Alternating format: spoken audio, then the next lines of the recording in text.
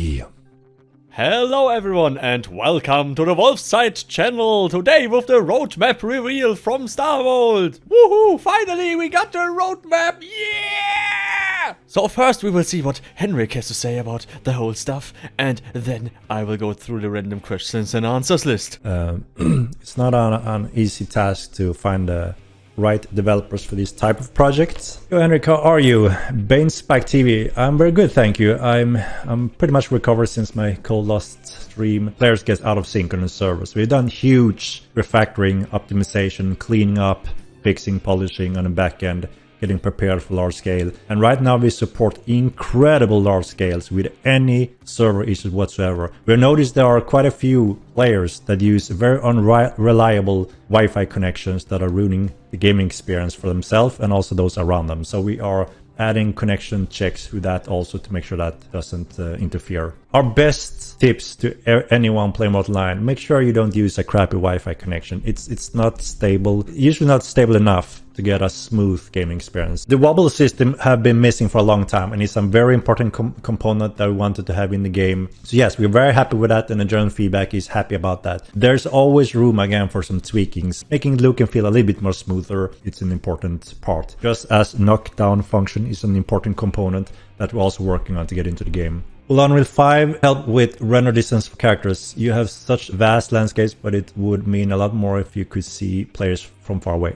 So Unreal Engine doesn't affect this at all. The engine only renders things on your screen, and we can tell it to render whatever range we decide to. Obviously, depending on how things are being rendered, the systems is working and loading. That's partially an engine, and that's also something that we're working on when it comes to optimization. But no, the engine doesn't simply change that at all. That's on our end and the network solution. You will see further render distance on players. Let's go through it a little bit. And I also again want to point out and make it very clear that there are room for changes in this roadmap still. In our next patch around the corner, we already have the combine tool, which actually gives a lot of content in different ways for our game.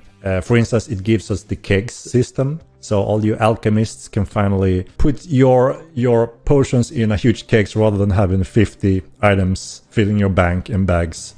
Same thing when you're selling large quantities of these different potions. The combine tool also allows you to put together different things in the world. You can create your own campfires, for instance. Why isn't TC earlier? Yeah, because we had to put pause on everything TC related when we noticed what areas we need to rebuild and improve when it comes to the backend and servers. So those coders simply had to pause all that work. And it's been on pause for quite a while. We need to pause everything. We need to get the core working perfectly before we can add something like TC. If we have major backend server issues and can't even support large-scale battles, how fun would it be to have a huge siege when you can't even see anyone attacking or registering any actions? A lot of you guys have been asking for more hotbar options, obviously, also, especially now with more magic coming into the game. So we're adding those hotbar options, so that wouldn't be a problem anymore. One of the most annoying or repetitive petition our GMs get is pets following and having problems. So we actually built a new pet follow system it's used in a completely different way in securing that part. So you can have your pet following you all over the world, and they're gonna be fast. So even though you tell your turtle to follow you on mount, it's gonna follow you. Morin Khur Dungeon are being expanded, and it's gonna be very cool. It's not the same sewer as obviously the Tynamic Empire sewer, so you're gonna see a whole new style and different things over there. And of course, a lot of polish is gonna be a focus as well here. Then we have Beast Mastery, and that is a huge thing. We talked about that quite a bit as well. So along with Beastmaster skills, you will now be able to get access to new abilities on all the species in the world. And that's also something that's gonna expand over time. So all of a sudden it may be interesting to go for a pack of wolf. And then we have a new mount, as you can see. What kind of mount could that be, guys? What kind of mount is it? Hashtag spoiler the Molva. And then we have house trade and demolish function. So this is quality of life tools. A lot of you guys have been asking for as well, to be able to trade a house, demolish the house if you want to take it down and build somewhere else. Pet in-house support. So as you know, we are missing Namesh in-houses. Navigation for animals inside houses going to be important as well. More use for the kegs that comes from combined tools. So there's going to be some important potions for everyone to use, including melee fighters, to again adapt to the battlefield along with all magic coming.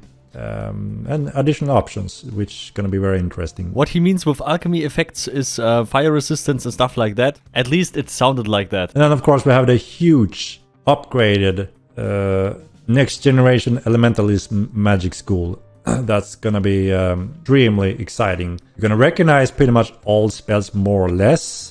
Gonna recognize most of the function of those, but then you're gonna see a whole new thing added to Elementalism that just makes it very exciting, and it's something we wanted to have from day one but couldn't for a few different reasons. Tech wise, we almost have no limitation, which makes this extremely exciting to work on a game like Mortal Online in this day and age. The weather system goes hand in hand obviously with Elementalism, as many of you already know, and it just does such a cool thing, and it's so unique for a game, especially an MMO game where one player can change the weather in the area for everyone being in that area, which is just so awesome for a mage to show their true powers to control the weather.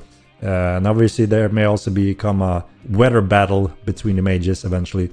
And obviously the strongest mage may determine the weather outcome, which is gonna become even more important when there's a siege going on or something like that, when you really want to have the weather on your side as a defender or offender. And then he talked a little bit about the territorial control system and the sieging system, but we have so many info about that, I didn't compress it in here. So please check the videos in the description if you want to know more about territorial control or sieging. Table games, the back end and the first game going into the game that allows you to start your own tavern and play some blackjack, for instance. And later on we plan to add more table games, many different types, so you will be able to do all kind of things in Mortal Online. There should always be something to do. If you're tired of fighting and need a break for fighting, you can sit playing games and try to make money doing that, or do any other feature that this sandbox game offers the players. Subscriptions aren't coming anytime soon, are they? No, they are coming with the Epic release. Hitting Epic Games with all these features and finally getting those huge systems in place that we plan to add later on. If everything goes as planned, we're getting all those pieces in the game in place where it needs to be. And that's also where we plan to enable the subscriptions. So obviously with the Epic Game release, we're gonna have the initial steps with server preparation, capacity upgrades. Other than that, we have a huge thing, also very important for especially new player experience. The new player experience, tasks and nations. One very important component for this game is to make sure that we keep as many new players as possible so they get a fair chance to understand it, get into the game, and hopefully getting into the game is the notice board, guild info and recruitment. So this means you will be able to put your guild's information, contact person and all kind of information on all notice boards in the whole world, all cities, even on Haven. With subscription 2 player slot will be amazing. Yeah, we will go through the free-to-play event and the possible 2 Diva system. If you want to have more information about the Diva system, check the link in the description. When our minds isn't completely occupied with this roadmap. Then of course we have night vision along with Unreal Engine 5. We talked about that a little bit, quite self-explanatory as well. The zone rules, we talked about that as well when it comes to different tiers of areas that have different rules. So for instance, if you have a high standing with the Tinremic Empire, you can access high tier areas and NPCs, which you can't if you don't have proper standings. Many of you guys have been waiting for Thievery for a long time. There's a lot of old-time thieves from the first game that are really waiting for this one. And as you know, we're gonna refine it this time. It's gonna be basically following the same system, but it's gonna make more sense, be more balanced, more risk-reward for the thieves. So you won't see 10 naked thieves surrounding a new player or a veteran player at the bank and just steal death, steal death, steal death. That's something we want to fix this time around.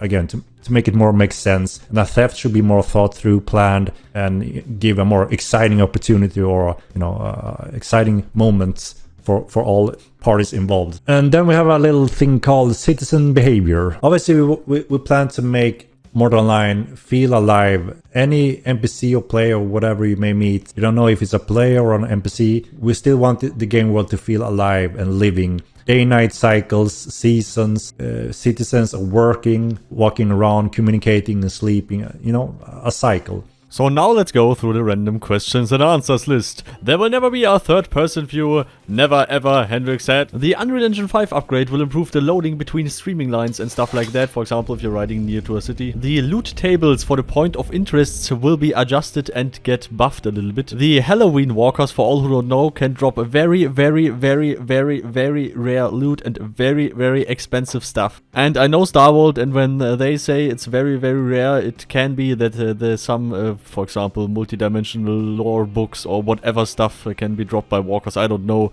But if they mean very rare, they mean very rare. There will be no main quest line or something like that, because the players make the story, Henrik said. On equipment for all animals is worked on, bags and armors for all animals, but this can take time. Haven will be free to play someday. Lifetime subscription will be available someday. The dye system will come later, to give your armors colors and stuff like that. Human clades will get a small buff. Enchantments and enhancements will come to the game at some point. Even huge boss monsters are dominatable with certain tools. For example, the Spider Queen with the Spider Queen egg. Currently no status about if it's now possible or not, I don't know. They are also working on a sitting feature later on, then the VR system, smoking pipes and getting drugged in a tavern. I'm sorry, getting stoned in a tavern. I mean, not getting killed by stones, not stoned. I mean, you know what I mean. More hairstyles and tattoos will come to the game. The in-game progress will never be wiped, Henrik said. There will be more siege options and more siege weapons than it was in Mortal Online 1. Elementalism will offer a lot more variation and also needs more primary points for that as a normal magic school. So clade change will come someday, that you can switch from a Vela to a Thurza or something like that if you really want to modify your character even more. Or if you're not sure if you made the right choice at character creation. So please leave your opinion about the roadmap in the comments, would be awesome. And don't forget to like and subscribe and ring the bell. So special thanks to all of the supporters: Carmel, Professor Oslam of Gaming, Ronus, Paterdax, Colomb, Bulldog, you, and all the others, of course.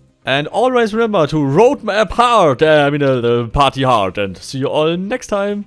Goodbye.